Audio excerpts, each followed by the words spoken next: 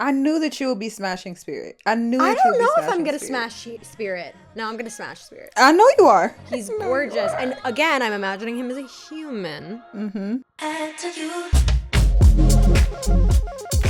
Hi, everyone. Hi, everybody. Welcome back to another episode of Swipe Talk Opposites Attract. Woo! The podcast. We are the Swipe Talk girls. If you haven't seen our faces before, I don't know how. I don't know what sorry, I shouldn't have started off with that much intensity. If this is your first time seeing our faces or hearing our voices, we're the Swipe Talk girls. My name is Simone. Yeah. What'd you say? I said my name is Simone. And I'm Isabella. Okay, I didn't know if you faked your name. I fake my name on YouTube, but I figured for podcasts, there might be people that really are like... Truly do not know. Really don't know. And also it's hard because maybe they're not watching. The podcast audience, I just say, I'll give it to you straight. Well, welcome back to the pod. This is episode 4 of Swipe Talk, where opposites attract. And here, opposites attract because Isabella and I are complete opposites, blah, blah, blah, blah, blah. Do we have to go through this? No. Literally episode 4. And I'm like, do we have to do that? No, and I don't think we do. You got it. In episodes 1 through 3. And that's it. And that's so that. Now we're jumping in. We're in the deep end. To give you a peek behind the scenes, the way that the pod has been going so far is that Isabella will go into her beautifully brilliant little mind, and then she'll say, what should we talk about? And then she'll put something together, and then I'll look over it and I'll go, period. So generally I'm walking into this like this is straight from Isabella's mind. But the way that we'll talk about this later, but Isabella and I are at least one brain wavelength at all times. Yes. Not always, but at one point or another, we're on the same wavelength. We have a lot of brain cells, but we have one that we share. Exactly. And then it's a matter of not like, are we using that one today? Yes. And today, like, we're using that. We both happen to be using our shared one today, which really works wonders for us. Today, we're going to be working with inner child. That's not what's happening. I sound like a therapist. Today, we're going to be talking about, I don't know, everything like childhood, serious, funny cartoons, inner child healing, all of that. And it's just going to be such a good time. I know. I'm so excited.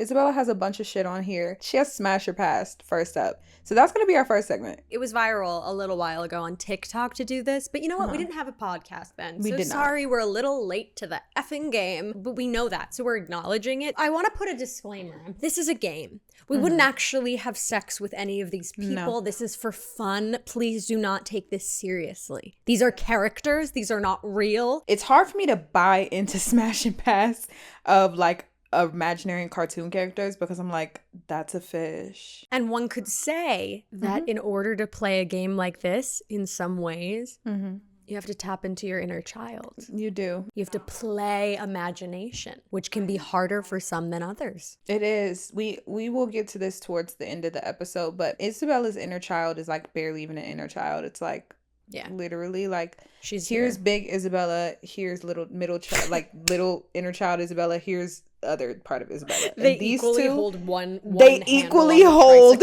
spots right in the middle.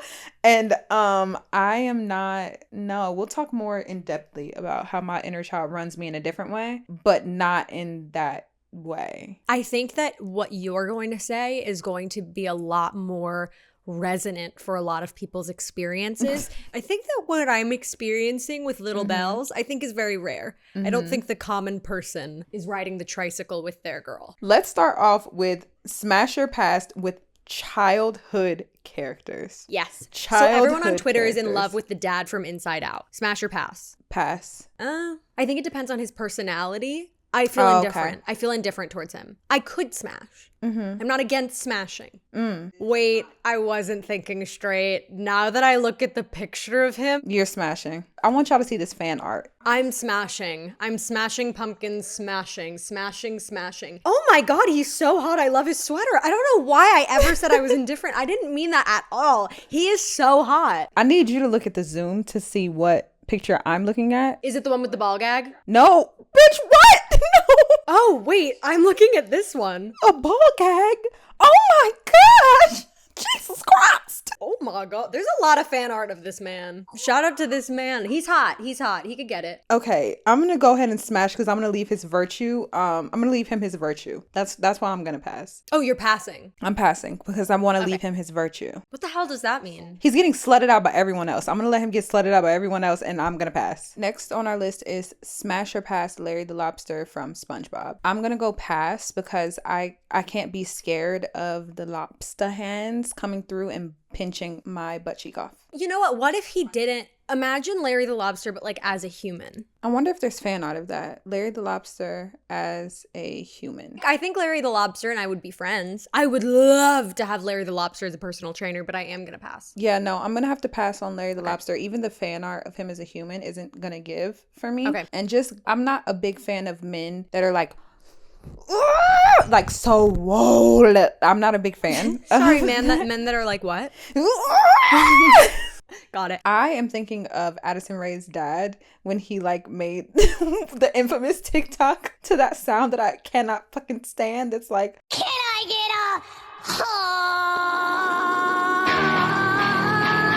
a lot of people are really attached to this character, and that is Spirit the horse. Pass. I understand that like Spirit the horse, like that's like your quote spirit animal. I cannot get past the fact that it is a horse. And you need to get past that. You need to extend your imagination. I knew that you would be smashing Spirit. I don't know if I'm going to smash Spirit. No, I'm going to smash Spirit. I know you are. He's gorge. He's gorgeous. And again, I'm imagining him as a human. Mm-hmm. He's gorgeous. Simone, look at him. I mean, yeah, but like... That's a hot man. But you know what? I'm also going to say I don't think that I deserve to smash Spirit the horse, because there are people that like are like die hard, like would do anything to smash Spirit, and I'm not one of those. So I'm like, give them the chance. I also feel like my comment about like I can't get past the fact that the horse is going to come around and bite me in the ass super soon, but whatever. You think? I know that it is when we get down this list in a very particular way. Prince Naveen from Smash. Yeah, no, absolutely. Princess and the Frog, absolutely smash. Even though he's a bit of an asshole. So I'd smash him towards the end of the movie, but not the beginning. And that's the problem. That's my sickness. I like my men with the side of asshole. Just the side. Before I used to like asshole with the side of men. Now I like men with the side of asshole. You feel me? Okay. I think it's better. I think it's a tolerable mix. Okay. Zuko from Avatar. Avatar is a really good TV show, but Prince Zuko was like the baddie. See, that's my kind of asshole. Like, you're okay when they're like rude to you. No, I'm not. False, fake news. You're like, you like it when your men call you a stupid bitch. I like when they're like brooding and really like, oh, like they want to be good, but they can't. No, that's not my brand of asshole is like whenever I pop fly, whenever I get going at the mouth, that pop fly means like say something smart. Okay. Yeah, whenever I get that way, I need somebody that can do it back. Oh, for sure. But that is not the kind of asshole Prince Naveen is. Also, it's like smash or pass. It's not... You're right. I'm sorry. It's not date. It's smash or pass. You're right. Exactly. It's two extremes, and I feel like I'm not going to pass him. Okay, you're right. I would smash him, but he's a pretty face. Zuko, I would smash too, but not for any particular reason. Okay.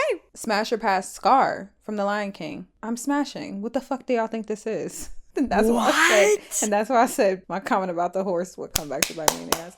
I think that I would just say that I did it. It's very unhealthy. Wow. It's not nice, but I'm gonna do it. And he also was like skinny and like stupid and like somebody's like weird uncle, but like I think that if I was a lion, I think that I would be looking at him like I hate him, and then also be like, but what's up with you? You feel me? Like, I don't know. Like, I feel like he might be able to get one up on me. He does have a really hot voice. That's what it is. A lot of villains have hot voices. I don't think I could smash him because of what he did to Simba. I think that's valid. Now this guy. This is like my number one. The Beast from Beauty and the Beast. Smash. I know. Like smash until I can't smash no more. Smash until the smashing smash. I found him so fucking hot. And even when he yelled, I was like, babe. Me, 5 years old, watching when he like threw his tantrums, I was like, oh my God, he's been through so much. I love the Beast. I get it when people love the Beast. I just don't.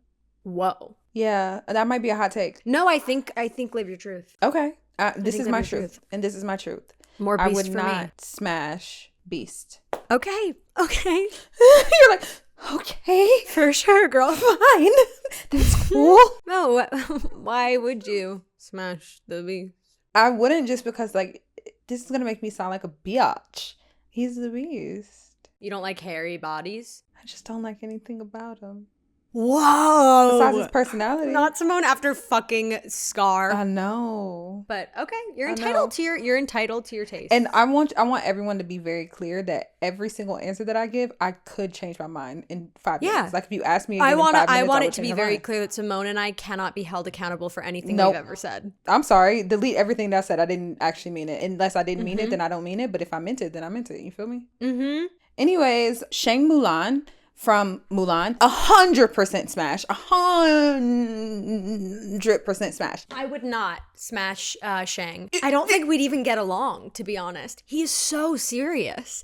I like never saw him laugh. I just like am not attracted to his personality. I mean, he's a hero, and I say thank you for your service. I admire him deeply, but I don't find him attractive, and I think he would find me very annoying. I think ultimately that's why I wouldn't smash him, is because I know that he would hate me and he would find me very annoying and he'd be like, shut up. The way that you were shocked about Bee and the Beast, this is how I feel right now, you saying this. I'm like, this is an easy smash. Wow. Oh, the tiger from Zootopia. Let me look that up. Yeah, many people would have to look this up because it is a minor background character that received a lot of like virality because of his background role sitting on a subway. Yeah. It's the way he's sitting. It's his smug little smile. Like he's hot. Him on that little mini iPad. Yeah. With that fucking tight ass shirt. I'm not smashing. No. Oh. That's sick. You're not smashing a lion. I'm not. Okay, this last one, I told my mom about this segment and she was like, oh my God, do you know who I've always found really attractive? Who is it, Barbie? And it was Shrek. Let the record be set. Let the record know. Let the people know that Isabella's father looks nothing like Shrek. No. And here's my thing. I think that I would have a very big crush on Shrek. I think because of his like personality and his layers, like I think it would be very confusing for me. Like I think I would be like, oh, I really want to have a crush on him. Like I don't know why I'm really interested in this guy, but I don't think I could follow through just because he's supposed to smell really bad and like really bad his hygiene. Whole fashion sense. I just don't think I could commit to it. But I think it would be like a very confused. The way that our coordinator Carolyn is nodding along is making me laugh. I think it would be a very internal struggle for me. No, here's what I'll say. I think that Shrek would be the neighborhood guy that I'm like nice to from far away, and kept all my opinions negative about him inside of my head, and encouraged everyone to be kind to him because he's the weird ogre in the forest. And what I will also say is that I cannot think of him in any other way except for the way he's portrayed in porns. I can't. I will also never forget the day that I was standing in the middle of our dining hall when I was in college, and I had AirDrop on from everybody just because like for college shit, you just be having AirDrop. Like you just be having your AirDrop on. I'm in the middle of like waiting in line for food, looking down at my phone, and I get a picture of a dick pic from Shrek. And I go, oh, I'm sorry. I didn't know that Shrek was packing like that. And ever since then, I can't unsee it. Does that change your answer? No, it makes me disgusted. I'm disgusted. Okay, we don't need to shame. I am. No. You know what? No, I'm disgusted. I can't. A big green dick? It was huge. Shrek, if you're listening, close your ears. It was a really big she's green saying dick. Something that like you don't even need to hear. You should be proud of your penis, Shrek. I mean, yeah, sure. And great. It's really big. Like, I know that you'd be getting down with Fiona. But what I will say is that I can't see him the same out of that. And then also there's so much Shrek porn out there. I cannot. I can't. It's too much. It's perverted. At this point, it's perverted, and I can't. Okay, so we're both passing. We're both passing on Shrek. But love you, Barbie. Okay, so this leads us into our next segment, which is just going to be of talking about these like cartoon characters and just like revisiting the past. We were just going to visit a few like really quick, really fun, crazy TV show theories that like fan theories that people have had. Okay, so the first theory, which I've never heard of before a day in my life, is that SpongeBob is actually a tampon. So, bikini bottom, a woman's bottom, aka ass. No, her bikini bottom. Oh, her literal bikini bottom. Oh, they live in her bikini bottom. She has sandy cheeks because she's at the beach and she has sand between her cheeks. Okay, great. And then Mr. Krabs, is it that she has crabs, like pubic crabs? Yeah. Did you know that pubic crabs do not always come from sexually transmitted disease, like sexual contact? It doesn't come from sexual contact only. It can come from like a toilet seat. It can come from like different things. Okay, so one, Phineas and Ferb. People are saying that Phineas is actually Dr. Doofenshmirtz's son, which is a crazy theory because they both have triangle heads, which makes sense because if you think about it, where the hell did he get his head shape from? Candace has the same head shape as her mom. Ferb has the same head shape as his dad. Also, it would make sense that Phineas is so smart and like a scientist because he is the son of an evil scientist. Sorry, my mouth is agape. For anybody that's not watching the visuals, my mouth is agape. And I love the TV show Phineas and Ferb. I used to love Phineas and Ferb. Yeah, oh my gosh. That show is so good. They're coming out with new episodes. And then there's also a theory that like Vanessa is Candace's sister. So it'd be interesting. Let's say there's a situation where Phineas and Vanessa were switched at birth, which could make sense because Vanessa looks like Candace. Like easily those could be sisters. You're gonna be busted. And Phineas looks like Doofenshmirtz, but then the situation would get a little sticky because Ferb dates Vanessa. And if that's his biological sister, that could be trouble. I don't know why I felt like it was like a Drake and Josh situation where like the mom had Phineas and Candace and then Ferb and the dad came in later. I don't think they've ever said that, but for whatever reason, I believe that. Okay, so that's one. And then the other one, this one's lovely. I really love this theory because it's not even a theory, it's true. It is fact, is that, do you remember the movie Ratatouille? Yeah. And you remember how like the food critic was so miserable and he like had the ratatouille at the end and he was like, oh my God, this reminds me of my mother's ratatouille or my grandmother's. At the very beginning of the movie, we see this old woman trying to kill the rat and he like runs away, whatever. Yeah. Okay. And then when the food critic eats the ratatouille, he has like a memory of his grandmother's house. Right. And we realize his grandmother's house is where Ratatouille used to live. And he learned how to make ratatouille by watching the food critic's grandmother. And that's why it tastes the same, because it literally is the exact same recipe as his grandmother's ratatouille.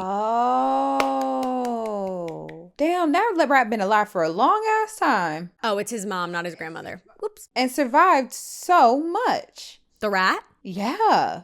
Talk about a story of perseverance. Couldn't be long. What's the life expectancy of a rat? 2 to 4 years. But the longest living rat in captivity can live 7. And he's kind of in captivity. He's not in the wild. Well, no, because he had to go from the house to the restaurants and shit, and he was living on the street, and that's how he got on top of the dude's head underneath his hat. That wasn't a good explanation. So are you saying that is captivity or not? I think that's not captivity. Not to beat this theory down into the ground, but that rat would have to be, I don't know, if we're going to say that food critic is 50 years old, that rat would have to be 50 years old. Wait, why?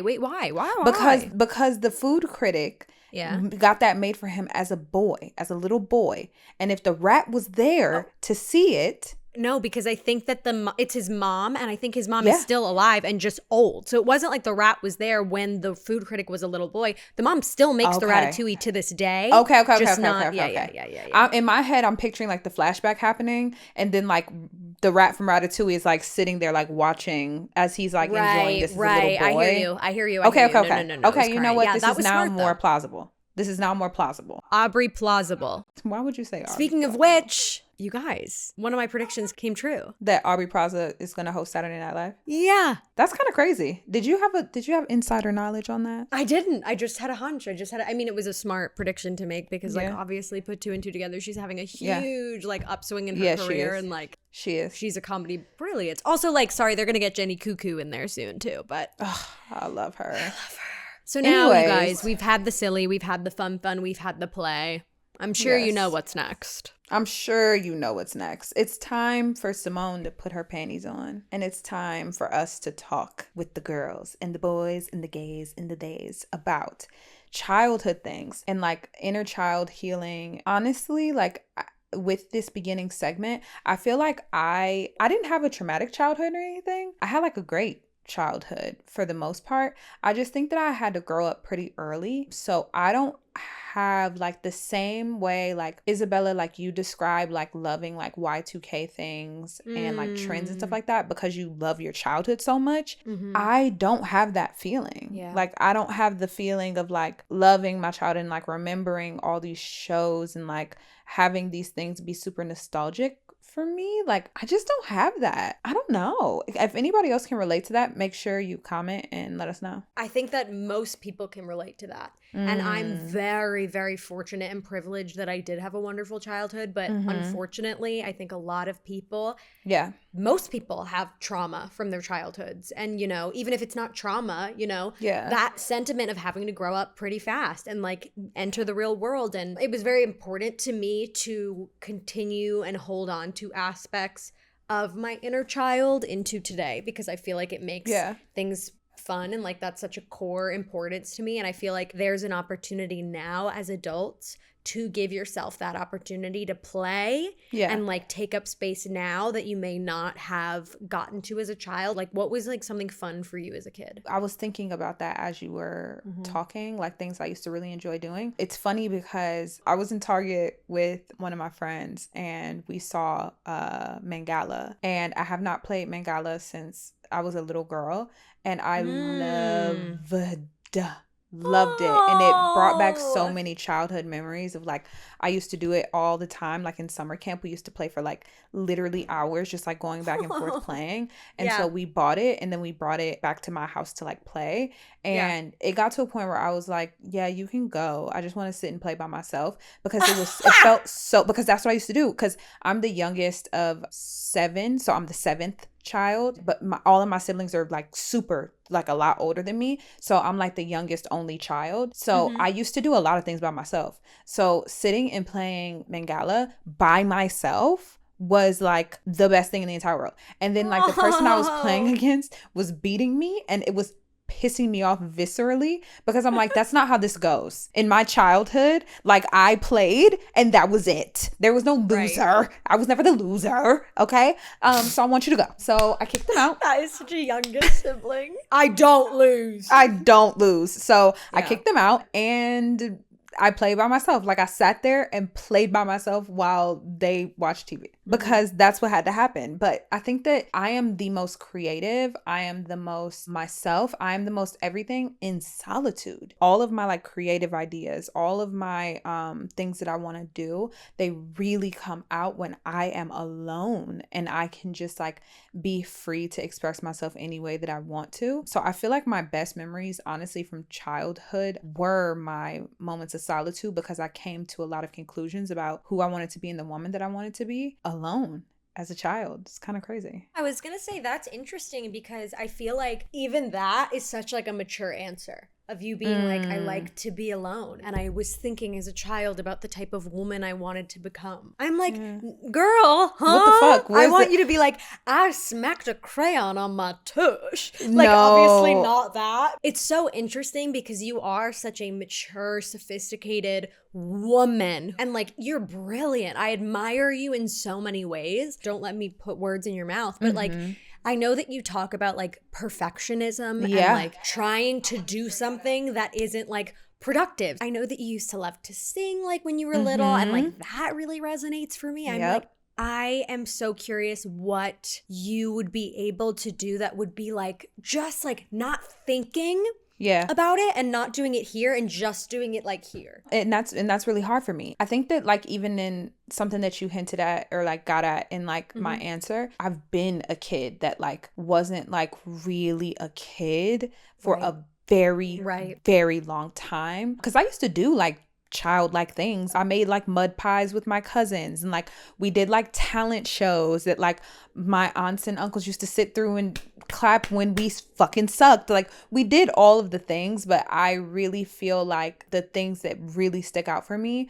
like I can remember when I made up in my mind that like I wanted to audition for like fucking Juilliard, or not even Juilliard, I'm lying, it was for the Cleveland School of Arts. I literally found a camera. I don't know what camera. I don't know how. I found a camera.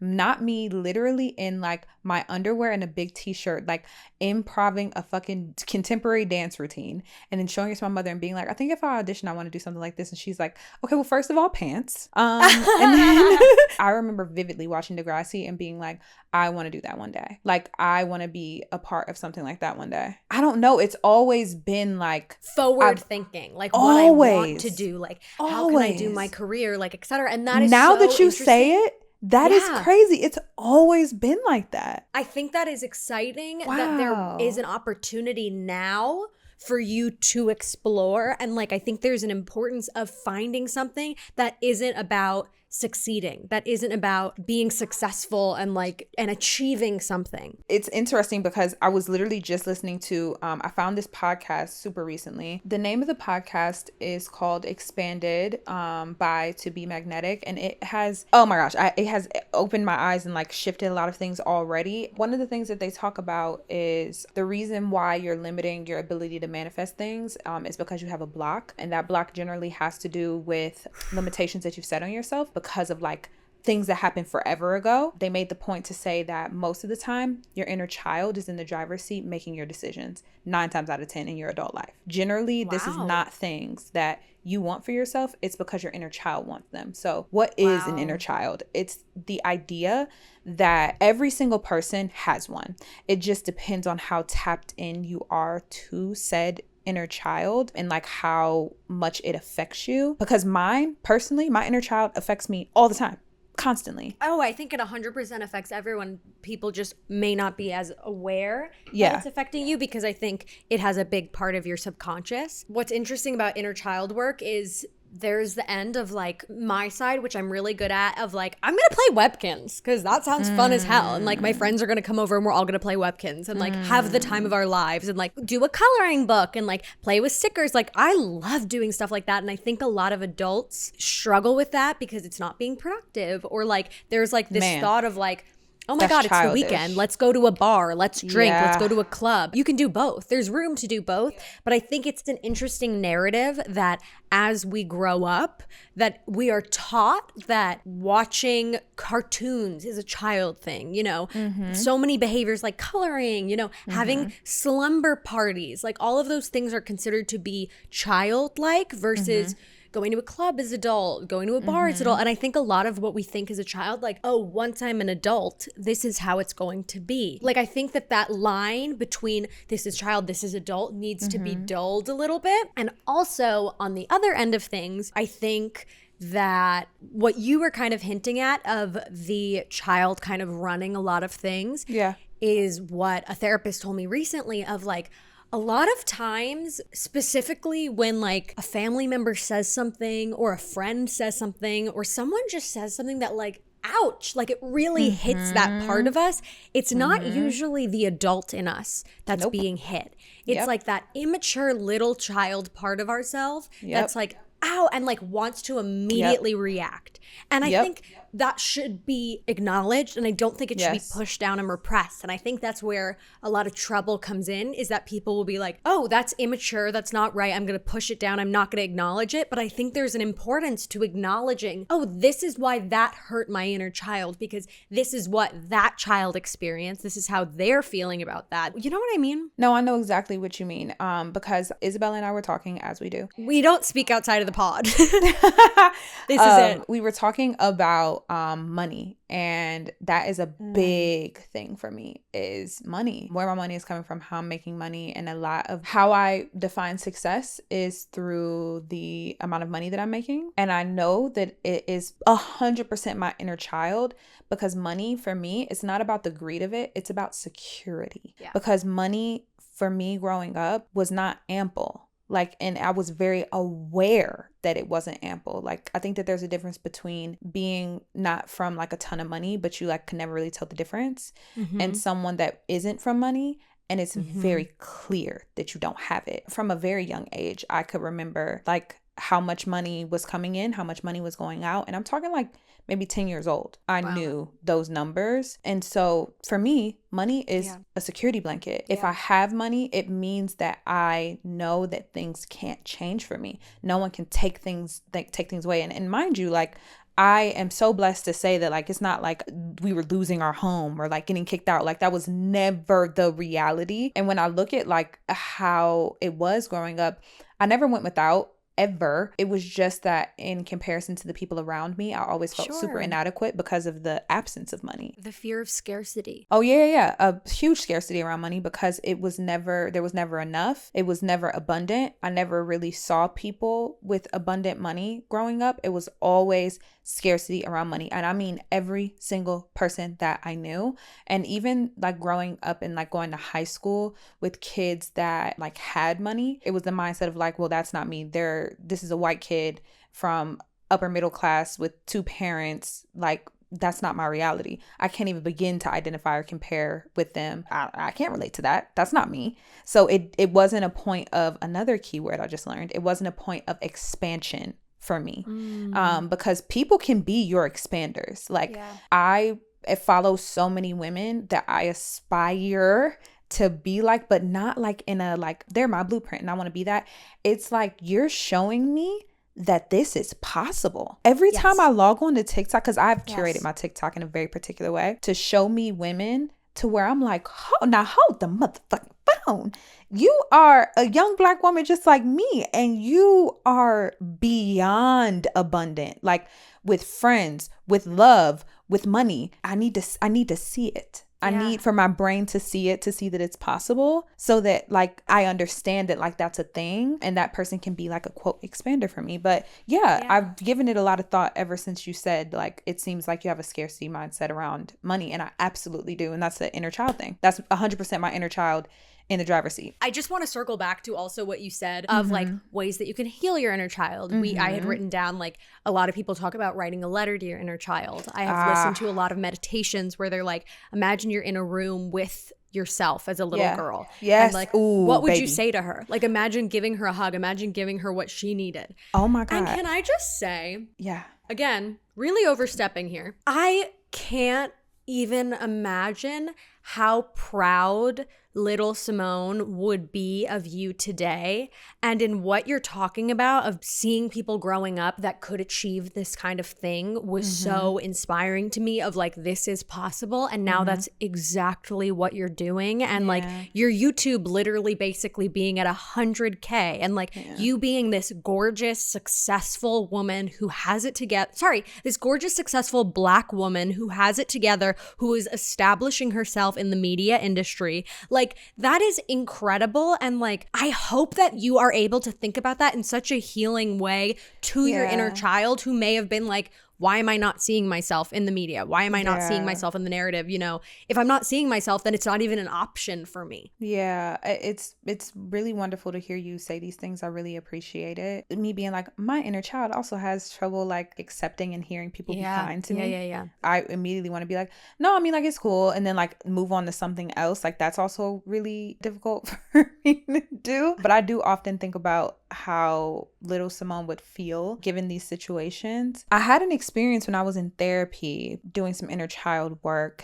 and I have a vivid imagination, always have. So when she was like, I would like for you to go back to your inner child, I had a very visceral experience with it, because I tend to do the thing that, like, whenever my feelings are hurt, whenever something isn't going my way, whenever like something happens that's like bad, and like I want to like run away or like shrink or like hide or cower or whatever, I don't let myself. And my therapist explained to me that that is, quote, big Simone taking over, so that little Simone doesn't have to show up, if that makes sense. Oh my God. Did that hit you, or did you? That did hit me. Okay. Yeah. So she asked me to go back and to sit myself in a room with little version of me, and to just affirm little me, and to like talk to little me, and to comfort little girl me. I was bawling.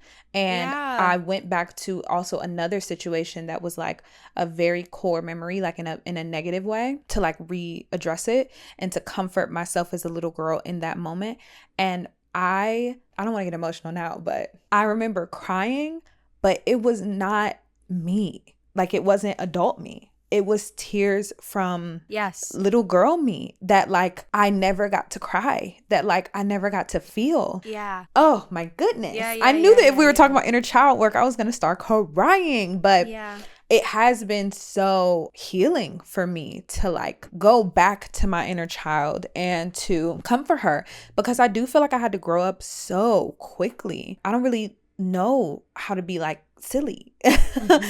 Isabella helps me a lot with that. Like, I'll say that like during episodes, I'll be like, okay, like be silly. Like I know how to be silly like in a like adult way, but not so silly to the point where people would look at me twice for the amount of silliness. Like, not the innocence and the silliness that like a child has. So yeah, inner child healing is no joke, but it is literally imperative for so many things that I have that I want in life. It is imperative for me to talk to her and make sure that she is not only okay, but like she's there with me. Like, I don't want to delete inner child. I want her to be like in the passenger seat, like both of us, like with our little glasses on and our little convertible, like, driving down the imaginary road. You feel me? That's really interesting. And in you saying that, first of all, I hope that inspires people out there that maybe haven't done inner child work or haven't really examined themselves yet. I hope that this resonates and maybe helps you a little bit in developing an interest in healing that part of you, because you deserve to be healed, and nothing that happened in your childhood was ever your fault. And that everyone's childhood, even though I had a great childhood, like everyone's childhood had some messiness to it. Like something that affected you in a big way and probably still affects you today that could be, you know, revisited. You don't have to carry these burdens forever. There are ways to help yourself and to be your own biggest ally. And I'm really interested, and I don't know if this is true, and this is nothing I've explored in therapy, but in you saying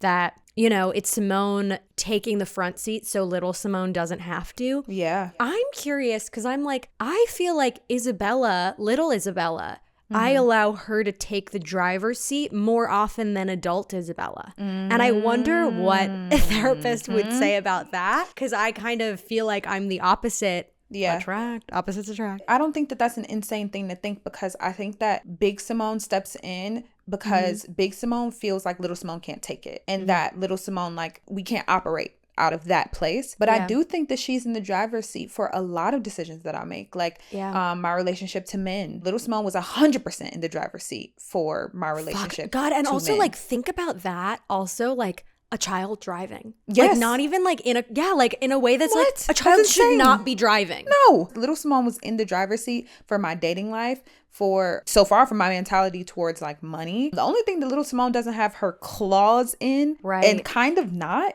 is my career, because I've known that I've wanted to do this literally since I was a little girl. But she has her claws in it in a different way. Like, little Simone is not giving up on this dream of being in media, being on TV, like, so that little Simones can see that it's possible to make it to how far I've made it. Yes. But I think that little Simone is in control a fuck ton in my life. So I think that that's just a journey that a lot of people should go on to examine, like, what do I really want? Not what childhood me really wanted. I was going to say not what childhood Rebecca really wanted. Literally, that's your sister's name. It just, you know how I love to pop a name in somewhere. All this is to say, you guys, you've all got an inner child, and we, Simone and I, are sending them kisses.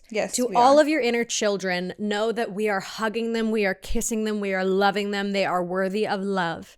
And we encourage everyone to, you know, have that conversation with your inner child if you want to, if you're ready to kind of see, what aspects of my current life are being affected or controlled by past versions of myself. Like, and for a lot of people in the book, How to Be a Badass, I think it is. Oh, I did read that. But like, they say, like, even if you're like, I really want to make money, why am I not make money? Why am I not make money? No, exactly. Why I not make money? There might be a child that's in the front seat that's scared, that's like, I'm really scared I won't make money, so that's sabotaging you from making money. You know, like you never fucking know. So all this is to say, we love you guys. We encourage you to write a letter to your inner self. We encourage you to, you know, play with your inner self. Give them something, like whether it's playing catch, playing Monopoly, playing Mancala, playing Webkins, singing, dancing, doing something silly, playing Play-Doh. Like allow that inner part of you to have fun. Not everything has to be so serious. Period. And with that, let's talk about our Scream of the Week. Our last Scream segment. of the Week! Rah! Scream of the Week. I don't actually know what my Scream of the Week is yet, so you can go. I was talking to my friend Emma last night, and I was talking about how much of a whirlwind this week is. Like, I'm dog sitting, like, our work is really crazy. I've just been like since this weekend, like, it's been really nutty. She was like, how are you? And I was like, I'm really crazy right now. Like, there's just so much going on, like, but after this week, I'll be fine. And she was like, I feel like every time I see you, that's what you say. And I was like,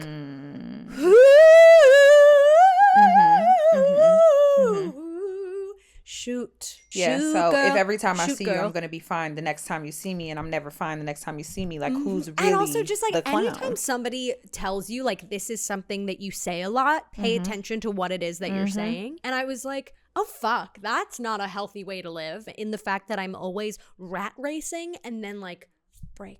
And then rat racing and break. And it feels like yo-yo dieting, but with my schedule. Like going ham in a really unhealthy way where I'm not sleeping enough. I'm not eating enough. I'm just like work, getting everything done. Like so aggressive. And then there's a full week where I'm fried, where I'm sleeping all day long because I'm exhausted. I'm depressed. I don't want to see anyone. I'm like, I just need to chill. And then I feel so guilty from having that full week of chilling that I'm like, I have to overcompensate and be really, really productive this week. And it is an endless cycle. And her being like, oh, I feel like you're always saying that. I was like, oh, that is not how I want to be living my life. I don't think that sounds like maintainable. It doesn't sound like something that has longevity. And I have been working on this, but even more so, I was like, oh, this really cements the importance of getting into a healthy schedule and balance where everything is not extreme. Okay, so off of that, my Scream of the Week. Can you imagine if I was like, we're out of time. Sorry, Simone. Bye, you guys. Sorry. It's going off of actually yours. We've all heard of the spoon theory. Yes or no?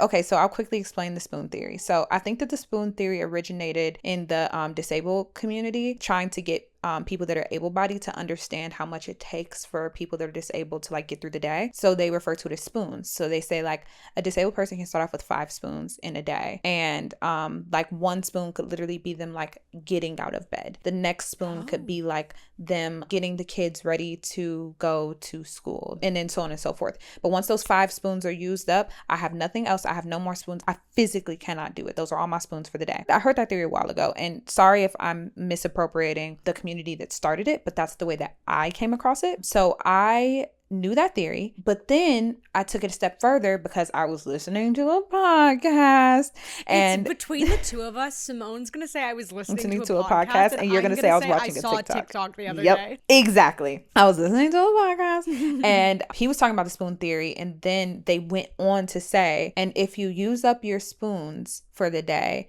then you can start to borrow into your spoons for tomorrow. And I go, what? Borrow into your spoons for tomorrow? Because I think of myself as a little battery pack. I always explain myself to be a little battery pack where I start out the day at 100% and then I drain at the end of the day, and then at the end of the day I'm at 0, and then I go to sleep and then I recharge and I'm at 100% again. When that man said that you can borrow into tomorrow's spoons, I fucking lost it, because I was like, oh my God, I borrow into my spoons for the next day constantly. And then our boss also made a comment that sat with me. Speaking of the things that people say to you, our boss also made a comment because I was talking about something that I wanted to do content wise and adding yet another thing to my plate. And he goes, are you sure you want to do that? And I was like, yeah. The fuck? You think I can't handle it? And he was like, I'm not saying that you can't handle it. I want you to be aware, because, you know, in working together for as long as we've been working together, I noticed that every 4 to 6 months, you have a breakdown. And I said, so you're calling me a bitch? I do run into walls it's been my entire life has been like that. Also, really fast, I just want to say, in the way that you describe yourself as a battery pack, I think the way I'm living right now is similar to a broken phone charger, one that you have to like position like finagle until it's like, and it's like broken, and to like maybe sometimes get it to work fully charged. The other time, like you wake up and it's been dead. Like you're like, how the fuck? And like you really have. Sorry, I'm so sorry. No, I'm a battery pack. You're a broken charger. And right now, and every 4 to 6 months, I have this breakdown. I felt attacked, and I brought it up to other people in my life, and they were like, he was right. And I was like, so you're choosing sides. You hate me. Get out of my life. After I got out of that mentality, I really did realize that I borrow against tomorrow's spoons, and in being cognizant of that, we had a really long day. All of us on this call, we had a very long day last Wednesday.